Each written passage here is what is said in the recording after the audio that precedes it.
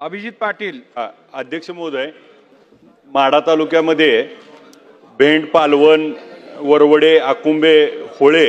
या ठिकाणी बिबट्याचा वास्तव्य 16 जून पासून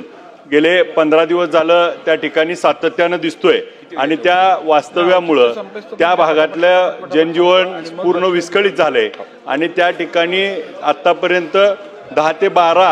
या ठिकाणी लहान प्राण्यांचा जीव घेण्यात आलाय आणि मग आत्ताची परिस्थिती अशी आहे की त्या ठिकाणी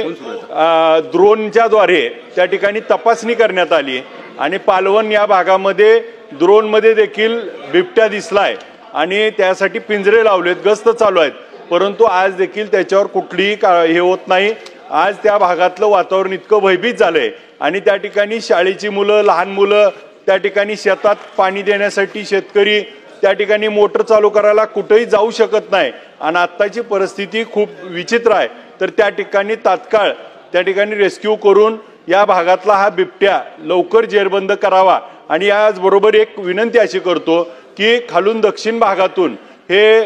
त्या ठिकाणी तस्करी बिबट्याच्या बाबतीत होत असती आणि ती जात असताना टेंभुर्णी पुण्याच्या अलीकड पलीकड तपासणी होती आणि त्या ठिकाणी ते उचललं जातं आणि त्या ठिकाणी सोडून देतात आणि मग हे बिबटे आमच्या भागामध्ये फिरून त्या ठिकाणी लोकांमध्ये भयभीत होत आहेत। जीवितहानी आणि मनुष्यहानी होऊ नये म्हणून तात्काळ यावरती उपाययोजना करावी।